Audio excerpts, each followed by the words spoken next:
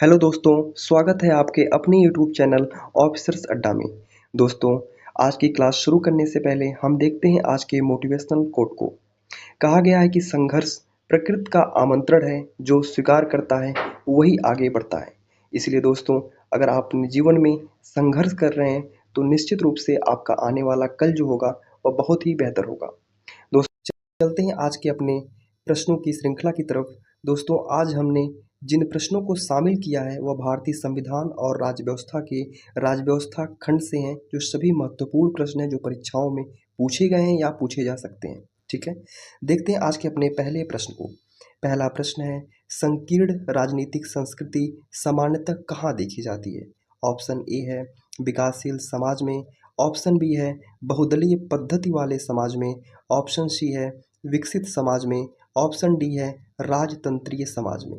दोस्तों, जो इसका सही उत्तर होगा वह होगा ऑप्शन ए, यानी कि विकासशील समाज में। ठीक है, बढ़ते हैं आज के अपने दूसरे प्रश्न की तरफ। दूसरा प्रश्न है, निम्नलिखित में से कौन सा एक राजनीतिक वैधता का स्रोत नहीं है?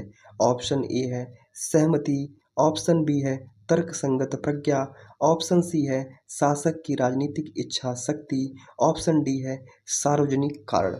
दोस्तों, जो इसका सही उत्तर होगा वह होगा ऑप्शन सी, यानी कि शासक की राजनीतिक इच्छा शक्ति जो होती है वह राजनीतिक वैधता का स्रोत नहीं है। ठीक है, बढ़ते हैं आज के अपने तीसरे प्रश्न की तरफ। तीसरा प्रश्न है, निम्नलिखित नेताओं में से कौन दल रहित लोकतंत्र की अवधारणा से संबद्ध है? ऑप्शन ए है जेवी कृपलानी, ऑप्शन बी है जयप्रकाश नारायण, ऑप्शन सी है आचार्य नरेंद्र देव, ऑप्शन डी है विनोबा भावे। दोस्तों, जो इसका सही उत्तर होगा वह होगा ऑप्शन बी, यानी कि जयप्रकाश नारायण। और जयप्रकाश नारायण को हम लोकनायक के नाम से भी जाने जाते हैं, ये भी बात आप ध्यान रखिएगा। दोस्तों, बढ़ते हैं आज के अपने चौथे प्रश्न की तरफ। चौथा प्रश्न है, लोकतंत्र के मूल्यांकन के अनुसार निम्नलिखित में से कौन सा विकल्प सही नहीं है? ऑप्शन ए है स्वतंत्र एवं निष्पक्ष चुनाव, ऑप्शन बी है व्यक्ति की गरिमा, ऑप्शन सी है विधि के समक्ष समानता, ऑप्शन डी है बहुसंख्यकों का शासन। दोस्तों, जो इसका सही उत्तर होगा वह होगा ऑप्शन डी, यानी कि बहुसंख्यकों का शासन। बढ़ते हैं आज के अपने पांचवें प्रश्न की तरफ। पांचवा प्रश्न है, सर्वप्रथम संसदात्मक सरकार किस देश में आरंभ की गई? ऑप्शन ए है ग्रेट ब्रिटेन में, ऑप्शन बी है बेल्जियम में, ऑप्शन सी है फ्रांस में, ऑप्शन डी है स्विट्जरलैंड में। दोस्तों, जो इसका सही उत्तर होगा वह होगा ऑप्शन ए, यानी कि ग्रेट ब्रिटेन में। ठीक है, बढ़ते हैं आज के अपने छठे प्रश्न की तरफ। छठा प्रश्न है, निम्नलिखित विशेषताओं में से केंद्रीय शासन व्यवस्था के लिए कौन सी सही नहीं है? ऑप्शन ए है त्वरित निर्णय, ऑप्शन बी है लचीलापन, ऑप्शन सी है बड़े देशों के लिए आदर्श, ऑप्शन डी है कानून की एकरूपता। दोस्तों, जो इसका सही उत्तर होगा वह होगा ऑप्शन सी, यानी कि बड़े देशों के लिए आदर्श जो होगा वह केंद्रीय शासन व्यवस्था के लिए सही नहीं है। ठीक है, बढ़ते हैं आज के अपने सातवें प्रश्न की तरफ। सातवां प्रश्न है, निम्नलिखित में से कौन सा कारक किसी उदार लोकतंत्र में स्वतंत्रता की सर्वोत्तम सुरक्षा को नियत करता है? ऑप्शन ए है एक प्रतिबद्ध न्यायपालिका, ऑप्शन बी है शक्तियों का केंद्रीकरण, ऑप्शन सी है निर्वाचित सरकार, ऑप्शन डी है शक्तियों का पृथक्करण। दोस्तों, जो इसका सही उत्तर होगा वह होगा ऑप्शन डी, यानी कि शक्तियों का पृथक्करण। ठीक दोस्तों, बढ़ते हैं आज के अपने आठवें प्रश्न की तरफ। आठवां प्रश्न है, संवैधानिक सरकार का आशय क्या है?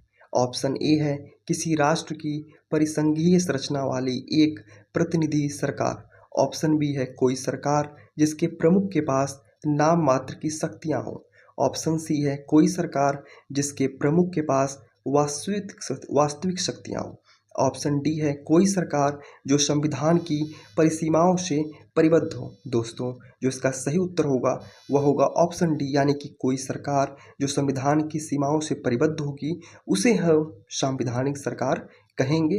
वही ही संवैधानिक सरकार का आशय होगा। ठीक है, बढ़ते हैं आज के अपने नौवें प्रश्न की तरफ। नौवां प्रश्न है, परिभाषा से संवैधानिक सरकार का अर्थ है। ऑप्शन ए है विधानमंडल द्वारा सरकार, ऑप्शन बी है लोकप्रिय सरकार, ऑप्शन सी है बहुदलीय सरकार, ऑप्शन डी है सीमित सरकार, दोस्तों, जो इसका उत्तर होगा वह होगा ऑप्शन डी, यानी कि सीमित सरकार। ठीक है, बढ़ते हैं आज के अपने अंतिम और 10वें प्रश्न की तरफ। 10वां प्रश्न है, गांधीवाद और मार्क्सवाद के बीच एक समान सहमति पाई जाती है, यह निम्नलिखित में से कौन सी है? ऑप्शन ए है एक अंतिम लक्ष्य के रूप में राज्य विहीन समाज, ऑप्शन बी है वर्ग संघर्ष, ऑप्शन सी है निजी संपत्ति की समाप्ति, ऑप्शन डी है आर्थिक नीतिवाद। दोस्तों, जो इसका सही उत्तर होगा वह होगा ऑप्शन ए, यानी कि एक अंतिम लक्ष्य के रूप में राज्य विहीन समाज। लेकिन आप लोग एक बात को ध्यान रखिएगा, दोनों के लक्ष्य तो समान थे लेकिन साधन अलग अलग थे। गांधी जी जहां इस लक्ष्य को प्राप्त करने के लिए अहिंसक साधन की बात करते थे, वहीं मार्क्स हिंसक साधन की बात करते थे। दोस्तों, आज के प्रश्नों की श्रृंखला आपको कैसी लगी, इसका उत्तर कमेंट बॉक्स में ज़रूर दें और चैनल को लाइक करिए, शेयर करिए और सब्सक्राइब करना न भूलिए।